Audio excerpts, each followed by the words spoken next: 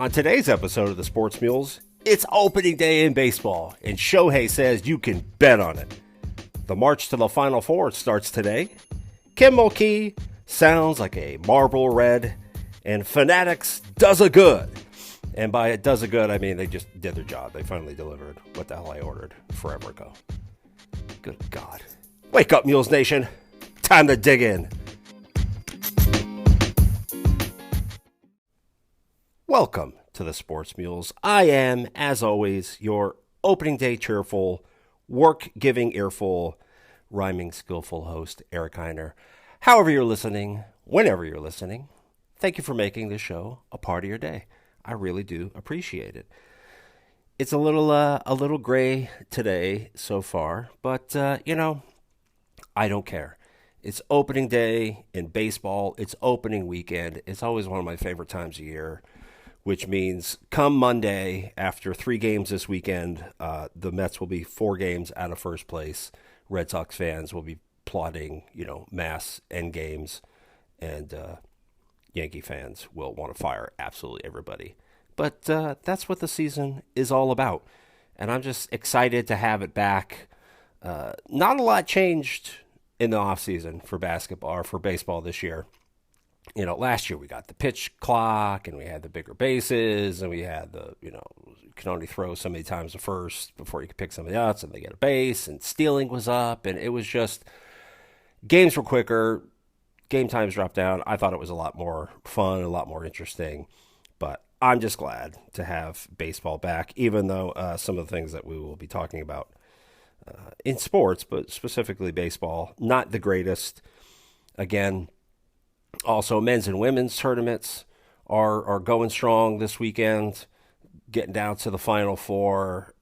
If you haven't listened, stop this one.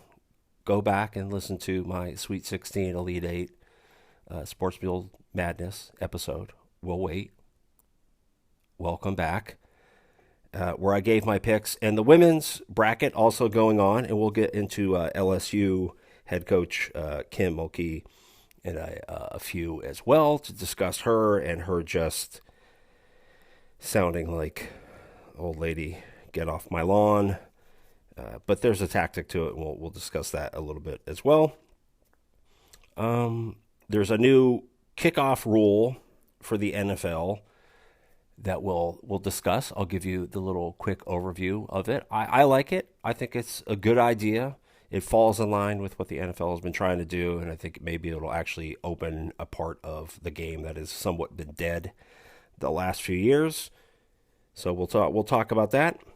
And like I said earlier, Fanatics finally delivered what I had ordered. It only took them a month, and it only took 2 days after I called and said, hey, I never got this thing. And they're like, oh, we thought it got delivered, even though there's no tracking information. It never said it was delivered. It never said it went anywhere. But Fanatics thought it did and was delivered because they were fine with me just paying for something that I never got. So kudos to yours truly here for calling and being a Karen and saying, where's my shit? And they delivered it. So thanks, Fanatics, for doing your job. Bare minimum. Really appreciate it. So, lots to discuss. And I hope you guys are ready for Easter. I hope you already have your candy and your eggs. Oh, I'm sorry that, in preparation for the bunny. Don't know who's listening. So the bunny may be coming. I hope you guys are prepared for the bunny, right? Got your carrots set up, ready to go. But if you're traveling this weekend, be safe, have fun, enjoy your time with friends and family. And let's talk some sports, shall we? If it sounds like I have a cough drop in my mouth, I apologize. I know that's not very professional, but neither am I. So there's that. The joy of living in the Northeast is that at any moment, something can set off your allergies. For no particular rhyme or reason, it'll just do it. And, especially this time of year when one day it's 50 and the next it's 80 and the next day it's 12 and then it's 45 and rainy, like we live in Seattle, then life begins anew. And buds and pollen and everything go ape shit. The birds and the bees, that's a different podcast. And then your allergies just go nuts. So I do apologize, but sometimes you got to power through. You got to power through. That's how life works.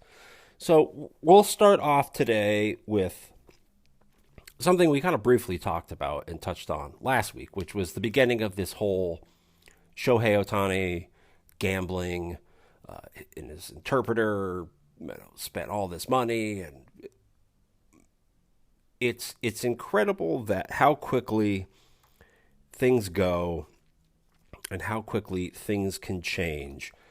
And anytime you're telling a story and the story changes, especially if there's trouble abound, the second the story changes, even minutely, you go, that doesn't really pass the smell test anymore. A lot of the story doesn't pass the smell test, but in any situation, when the story changes a little bit, you then kind of look at the whole thing and go, all right, well, now I don't believe any of this stuff. And the story that has changed here hasn't just been a little bit.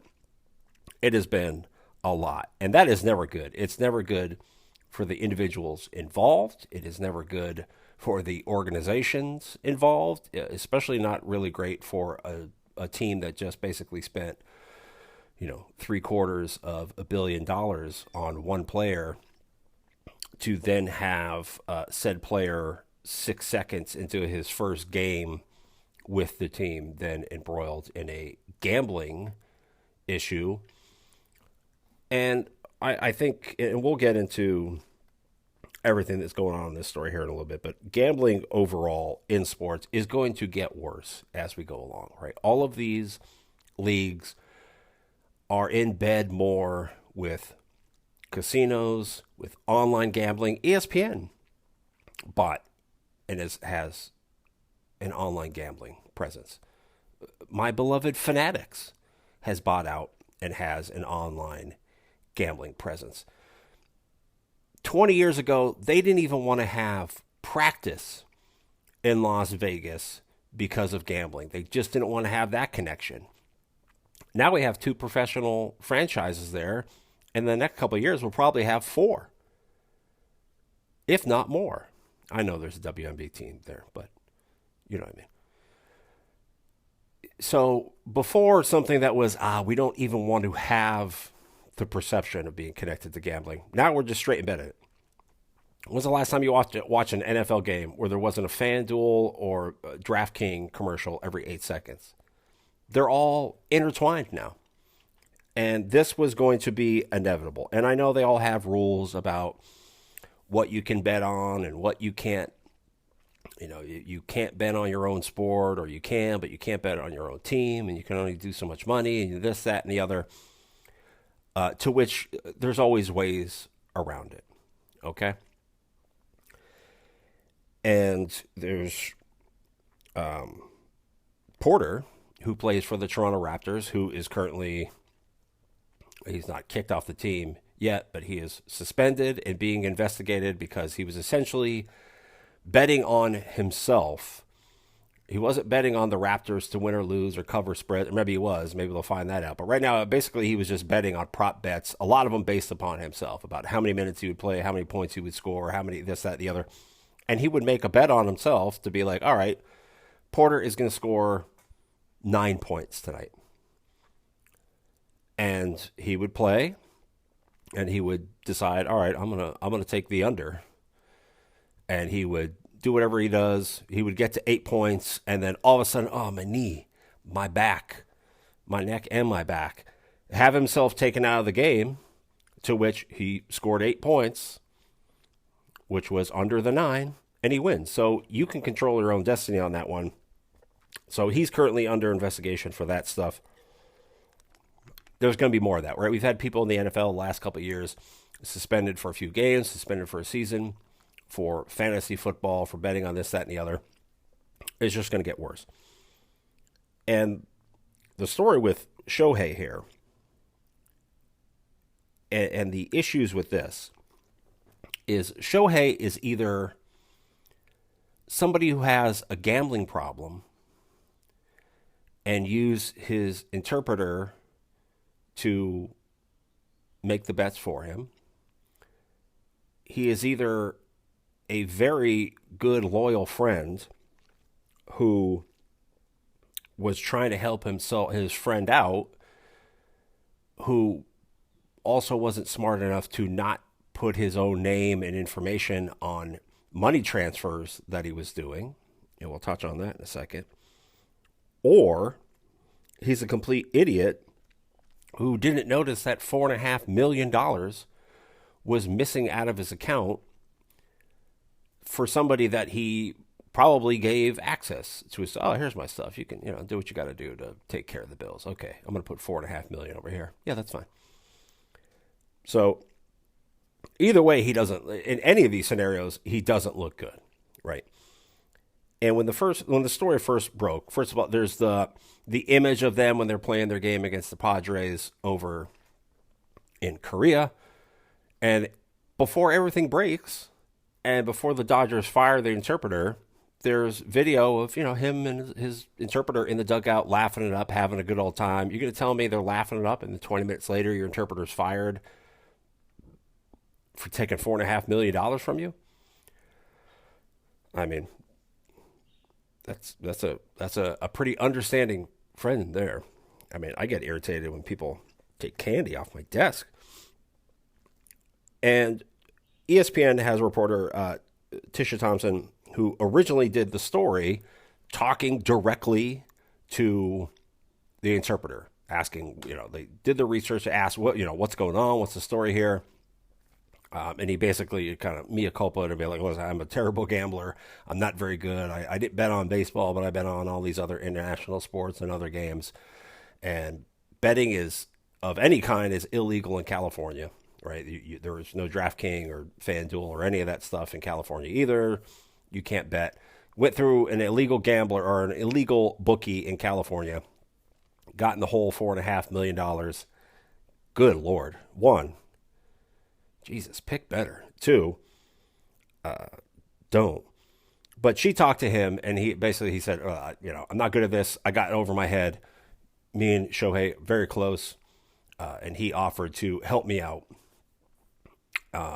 and pay my outstanding tab off to the bookie. That was the original story. Before that even comes out, Shohei hires this PR firm, comes out, gets that story squashed. Dodgers have it squashed to go, no, you can't report anything he said. None of it's true. Then the story goes to he just robbed them.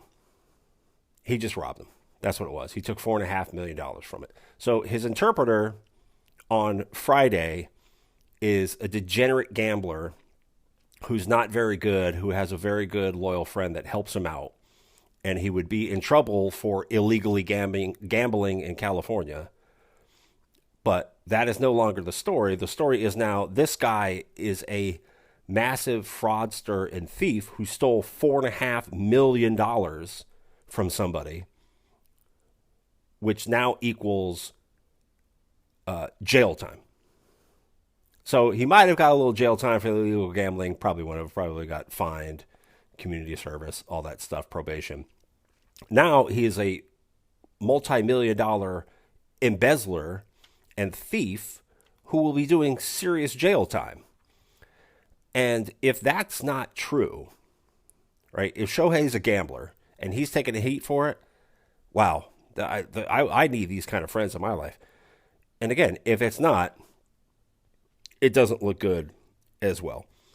So the first part, like I said, the complete opposite. I bet too much. Shohei helped me out. Then the story that they've gone with now, and Shohei on his, I guess, presser he had the other day, where first he was going to meet with the press and come out, and then it turned into just a prepared statement. Wasn't going to say anything. And then they kind of nudged him a little bit, be like, you got to go in front of people. And then we just went out and said, I'll read the statement. The new interim interpreter will be there. But that's it. No questions. So, two completely different stories. None of it looks good for anybody. Either somebody's a massive thief or Shohei's a complete idiot. Which one is it? It's one of those. Or he's a gambler as well. And I will say this, and this is, some people take this the wrong way. This is a cultural thing. Asian people love to gamble. They are big in gambling. All right. I know for a fact that's how things work, right? Where I currently work, there are people dedicated, right? There are directors of Asian player development. There are Asian directors of gaming, right? They're there for a specific reason. Asians love to gamble. And if you want to gamble, hey, feel free. Enjoy yourself. I'm not saying gambling is inherently wrong. I probably should not say gambling is inherently wrong. But you can do that. But there's a point where it's too much. And for the $4.5 million that is missing, allegedly, from Shohei that was stolen, there were 9 $500K wire transfers of this money. And all of those came from Shohei himself, from his, or if not from him, from his accounts, with his bank account information, with all of his information. And if he wasn't doing it himself, then whoever did it had access to his information. It was able to do it as him. But again, didn't happen. It wasn't $4.5 million didn't disappear. $500K was moved 9 times. And in Shohei's story, he came out and said, I didn't do this. I'm, devastated by this. He stole this money. He was my friend. But it just doesn't pass the smell test. That the two stories are completely different. Shohei already has a problem to some extent, is that basically the way media works for most athletes in any sport is during the week, during practices, media can come in and organizations, franchises will make some players available to the press, and they can go through, and then usually after a game, almost everybody's available, right? Unless something's going on, most players are available after games. Shohei doesn't have any of that stuff. Shohei is available once a week to talk to the press, and then most times it's just a few questions, and then he's done.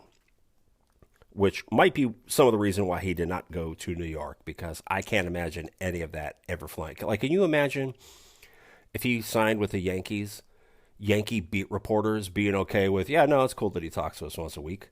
Absolutely not. They would go apoplectic. So he already has, special rules built in for him. And again, I don't know this man personally. I don't know what he's like. But these type of things lead off to this thing that most people dislike about any athletes, is that they have been told their entire lives they're better people, they're how great they are, all these things they can do. They're so special. And at some point you go, oh yeah, maybe I am special. And then they start behaving this way. So a lot of these things don't add up. They don't make sense. More stuff will be coming out. And now the FBI is involved. And MLB is saying, well, we're going to do an investigation as well. If I was MLB, I'd be like, FBI is doing it. They're a little bit better than us. Because if MLB does an investigation and goes, hey, we couldn't really find much. And then the FBI comes out and goes, well, we found all this stuff. It makes MLB look worse that they were trying to cover something up. So just let the FBI do whatever they're going to do. And in the midst of all of this and all this gambling talk, not just about Shohei, but in other sports, but specifically Shohei, of course, the one person we all knew who was eventually going to pop up, pops up. And Pete Rose appears out of nowhere, as usual. And he makes the comment like, boy, I wish back in my day I had an interpreter. I'd be in the Hall of Fame. Well, you would probably, that's kind of a good comment. That's kind of funny. But two, you'd probably be in the Hall of Fame if you also were not a POS. And here's why I dislike. I'll give my ups and downs for Pete Rose. This is why I dislike Pete Rose. I've never gambled. All right, I gambled, but I never gambled on baseball. All right, I gambled on baseball, but I never gambled on the Reds. All right, I gambled on the Reds, but I never gambled on us to lose. All right, I gambled on us to lose, but I never gambled on anything that I was directly involved with. Okay, I gambled on things I was directly involved with.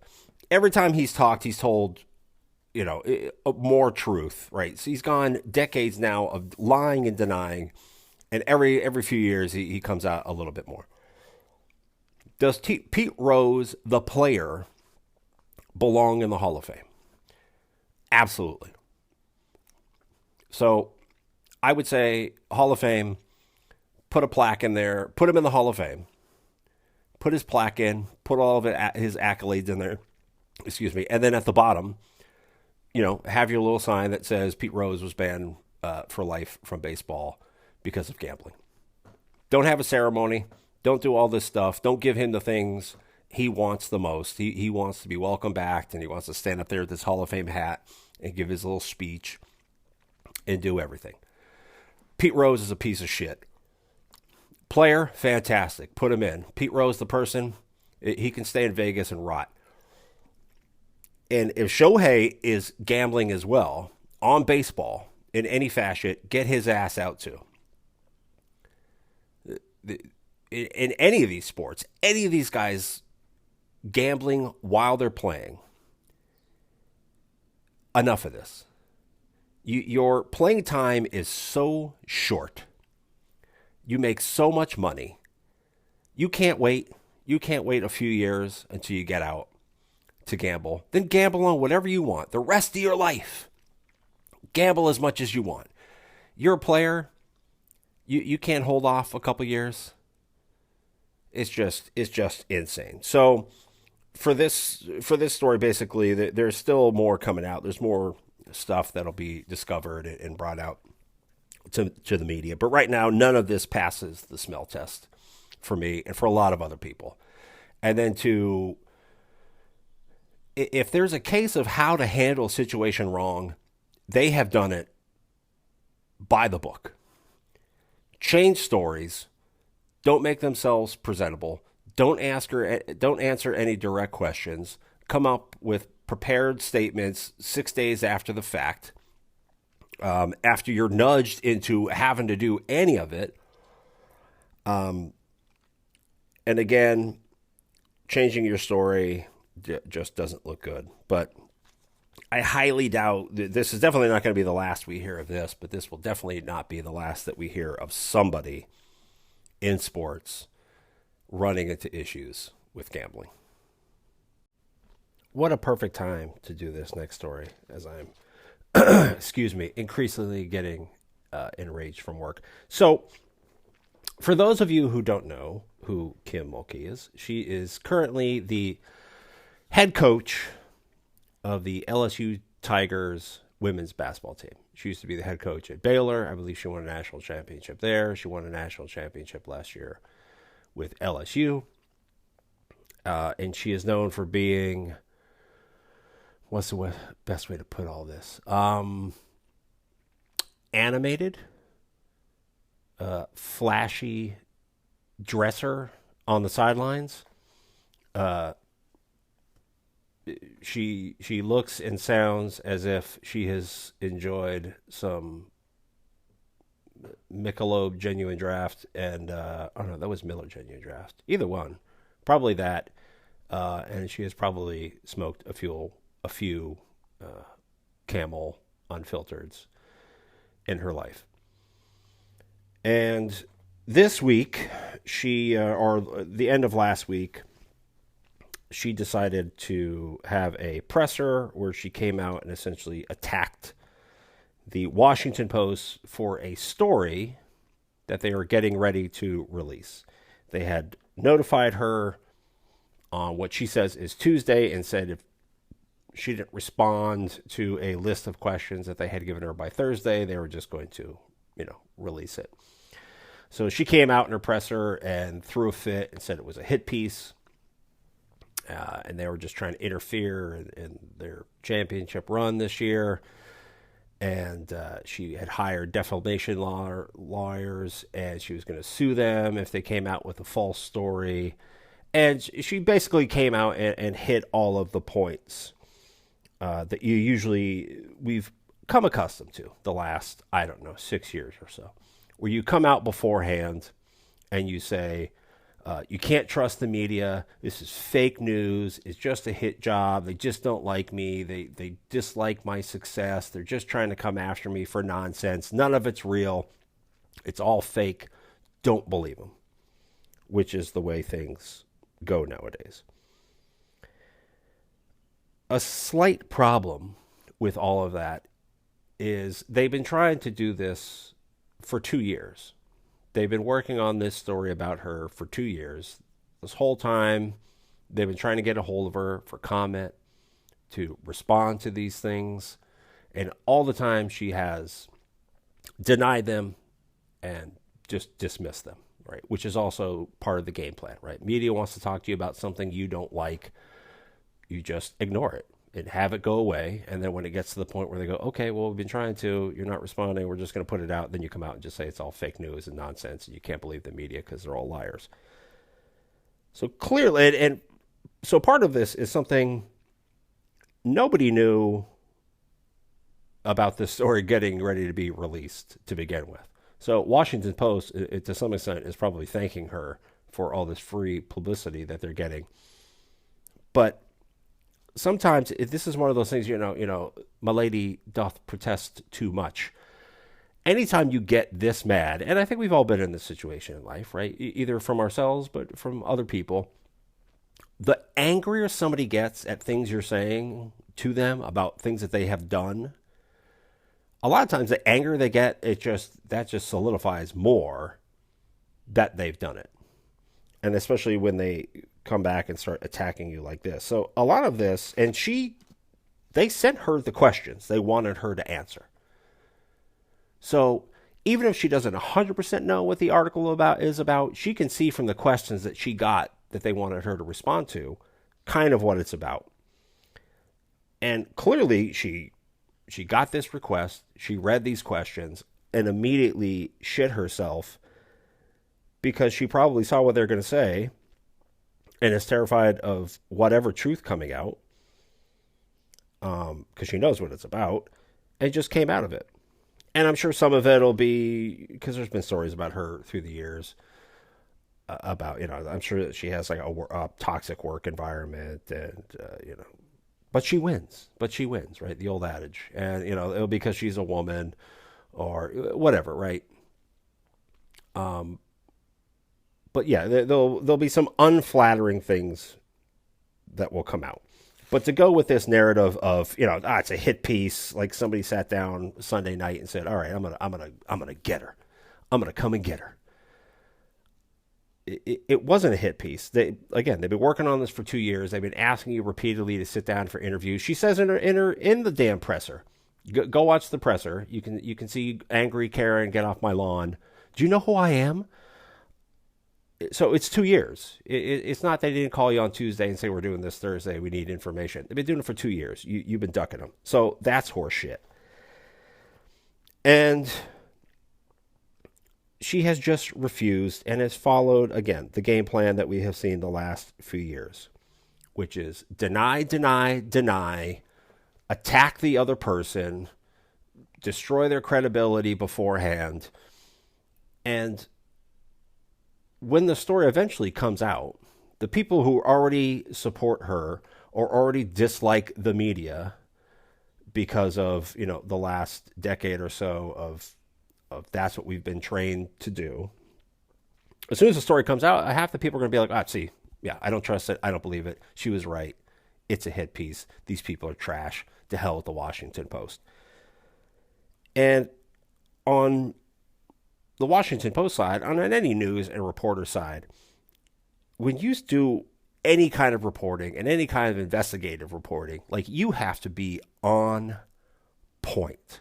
You have to have all your ducks in a row, I's dotted, T's crossed, absolutely anything. Because one thing that you get wrong or isn't 100% on the level or you don't have all the information for, these people will immediately go, see, it's all false. It's all false, right? It said I had 6 hot dogs that day. I only had 2. Clearly everything in this article is made up. So you have one side of it who is trying to follow some sort of rules and do things properly. Also, Washington Post Legal has been around long enough. If I recall properly, they did take down a sitting president at one point. So Washington Post and their lawyers probably pretty good. And they've probably been going through this, again, for 2 years to go, where are we at with all this? Can we verify absolutely everything we say in here that it is the absolute truth? I'm pretty sure they're probably pretty good at what they do. But you have one side that has to follow all these rules, and the other side that doesn't care about rules. It doesn't matter. They're not fighting. They're not here to fight a fair fight. They don't want to fight a fair fight. It is come out, throw mud, call names, and then take the hell off. And years later now, if it's proven that they did all these things, who cares anyway? Who cares anyway? It doesn't matter. Deny, deny, deny, make things up, attack the media, call them fake news, and then when you're proven that they were correct, who cares anyway? It doesn't matter. So she has just gone down the path that we've seen so many people do these days. Because people, it just doesn't matter anymore, right? You had now, and this is to say, right? Are there shoddy journalists out there? Are there essentially shock jock reporters who just want to, smear people? Smear people. I got the hiccups from that. And do all that? Yeah, of course there are. But a vast majority of reporters, right? They're just trying to tell a story, right? This isn't a hit piece. The clicks, whatever she said, again, sounded like some old lady. Right? This isn't for clicks. They're just trying to tell a story. They're doing what reporters do. They're just trying to sell papers and get clicks. Yeah, that's what everybody's trying to do. You're trying to win games and protect yourself. Everybody's doing the same fucking game. But this is a larger part of where we're at now, and people who are like her, and yes, I'm going to say things like that. They do not want any accountability, right? They want to live their lives and do whatever they want to do. Say whatever they want to say, act however they want to act. And anytime anybody wants to hold them accountable for absolutely anything, I get held accountable all the time. When I do something wrong, I own up to it. I try to be better. I try to fix it. But I'm held accountable. These people don't want to be held accountable. They just want to do whatever. And then the second they get a whiff of somebody going, somebody's going to say what you did or said or acted or whatever, probably wasn't right. It's immediate, offensive, didn't happen, they're a liar, it's all made up, fake news, they just want to attack me, journalists are trash, this paper's trash, can't trust anybody. Meanwhile, at a presser, can't trust the media while she's doing a media event. Fucking moron. And then again, even later on, when the story comes out that goes, yeah, all these things are true, whatever. Who cares? So there's no win. So I hope the players do well.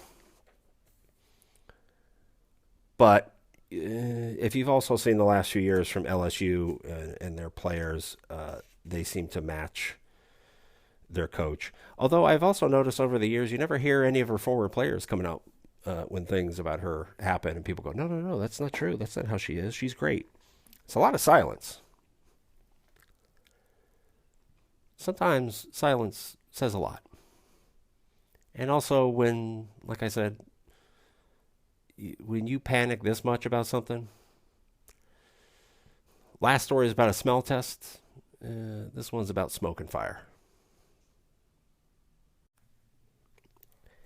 So let's record this next to last section. We'll do one little mini baseball one. But let's do this section here before I start throwing haymakers at people. So the NFL has gone off and updated some of the rules like they do every offseason. They didn't do the one I really wanted to do, was instead of the I think it's like instead of an onside kick, they can do like a 4th and 15 play to see if they get the ball. I thought that was more interesting, but maybe next year. So this year they have decided to go with what the XFL, I think the USFL tried it as well, but I know the XFL came up with it. So the new kickoff rule. So from now on, well, at least this year, they're doing a 1-year trial basis. So they're going to do it this year, and then they'll come back to it next year's owners meetings and the committee on rules committee. And they'll say, do we like it? Do we want to change something, or we just want to get rid of it and go back to the old way? So the kickoff rule that will be going in place this year is, so the kicker will be on their 35 like usual, and you'll have 1 or 2 returners at their usual 10, 5-yard line where they usually are. The difference will be the kick-off team, so the team kicking the ball, will be at the 40-yard line of the kick return team. So instead of them both being lined up, they're going to be down at the opposing team's 40, and then the kick return team can be between the 35 and 30-yard line. This is kind of in line with what the NFL has been doing, which is trying to reduce injury, trying to cut down on high-speed collisions, because let's face it, on kick return as it is now, it is essentially one team kind of waiting to get another grown-ass human man running full speed at them for 35 yards to slam right into them. So they're trying to get rid of that, and they're trying to, honestly, open the kick return back up. The last few years, kick returns have gone down incredibly. They don't even have them anymore because, they started the rule where you can still kind of fair catch it and you get the ball at the 25. So 4 out of 5 kick returns weren't being done anyway. I think it was like 21%, somewhere over there, almost 22%, 21.7. There you go, if you want to be technical. So it was kind of a part of the game that was removed already. Nothing was happening, and they're trying to kind of bring it back. So I'm sure there's some old hat will be out there like, I hate this new rule. It's ridiculous. You're taking everything out of football. Nobody was doing it to begin with. So I don't know what you're mad about.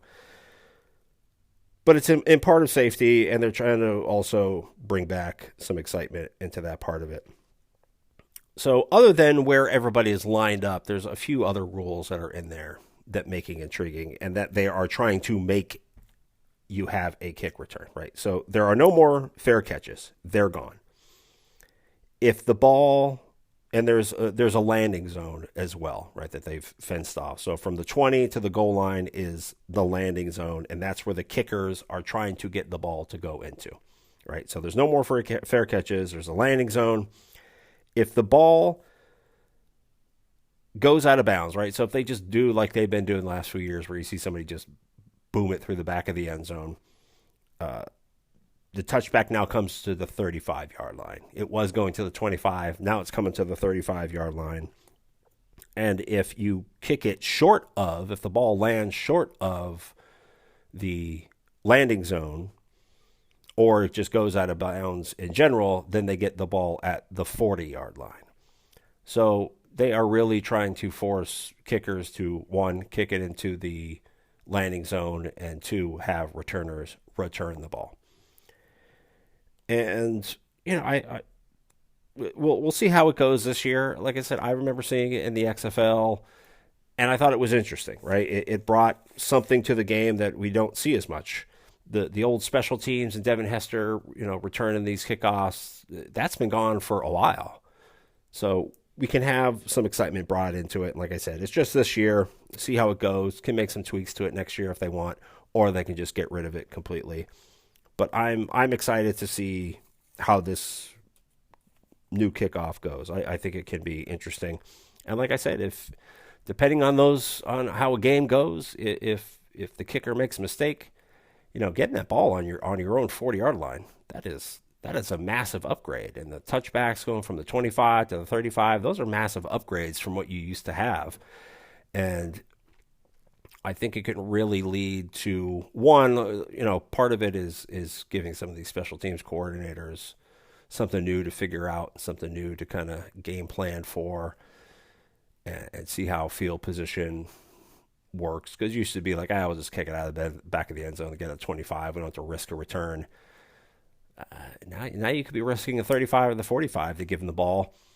If not, get more yardage because, you're starting from the 40 and the 35, 5 yards away from each other. At this point, it's you got to put your best blockers and block destruction people on both sides of the ball because you can you're just running up to each other at the same speed and just getting hands on each other, trying to turn somebody's hips and get their feet in the right spot so you can open up a gap. But I'm interested to see how they're going to do it and where it goes from here. Like I said, they didn't do the one I wanted to do. There's also a new tackling rule this year.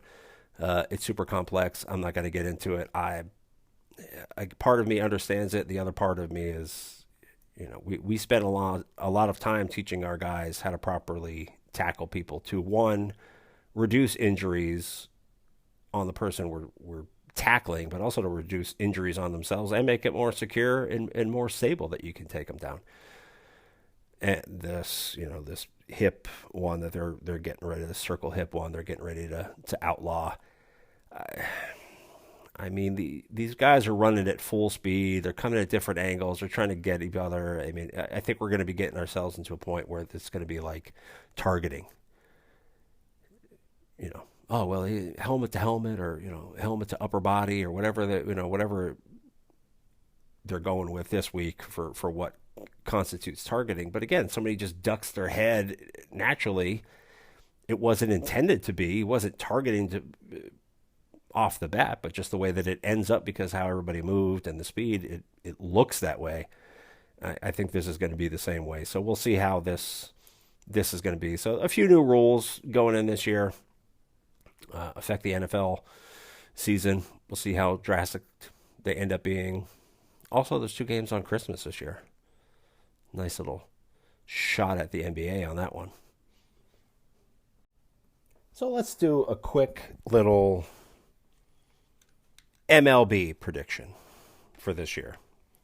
That way, when the season's over, we can see exactly just how piss poor I was. Because we all know how I do on predicting things on the show. Although a lot of the topics I talk about become big. I just can't pick teams. But anywho, so let's just real quick. So playoffs this year, we'll go National League first, senior circuit. I'm going to go L.A., Atlanta, St. Louis to win the divisions, and then we'll go San Francisco, Philly, and Arizona after that. And then American League, junior circuit, we'll go Baltimore, New York, Houston, Minnesota, Texas, and Toronto. That's where we're going to go for our playoff teams. And then I think for the World Series, let's, much like the brackets for basketball this year, let's just go chalk and let's just go Dodgers and Houston because one paid more money than anybody ever has for a team. And the other one is constant cheaters, allegedly. Although it's not allegedly. They got busted for cheating. So that's not alleged. So we'll go Dodgers-Houston World Series, a rematch of 2017 that kicked it all off.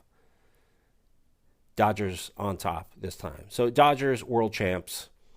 Houston wins the pennant for the AL. Those are my predictions. They'll all be horribly wrong and off. I'm sure Aaron Judge will play 6 games because he'll injure something else. Because I don't know exactly who the strength and conditioning trainers are for the Yankees, but they suck. Everybody's hurt every year. Good God. You know who you should hire for trainers? Mules trainers, because they're the best. They know exactly what they're doing. So, yes, those are my Major League Baseball picks. Dodgers, Giants, Braves, Phillies, Cardinals, Diamondbacks, Orioles, or Orioles if you're from Baltimore. You just got to learn to take letters and syllables out if you want to talk like you're from Baltimore. So, Orioles, Yankees, Astros, Twins, Rangers, Blue Jays, Dodgers, Astros, World Series. Dodgers, world champs. You're welcome. Day one. Don't got to watch the season. Come back in November when it's all over. You're welcome. Gamble responsibly. 1-800-GAMBLER.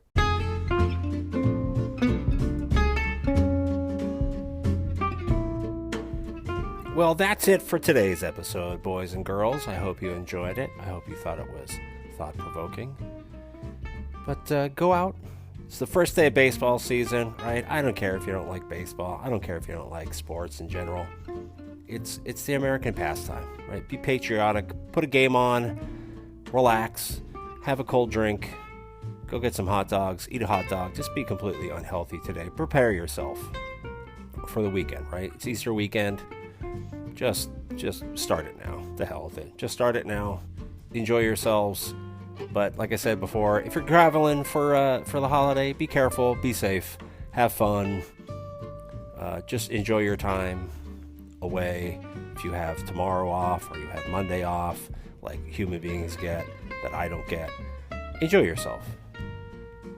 And until next time, dig in, go Mules.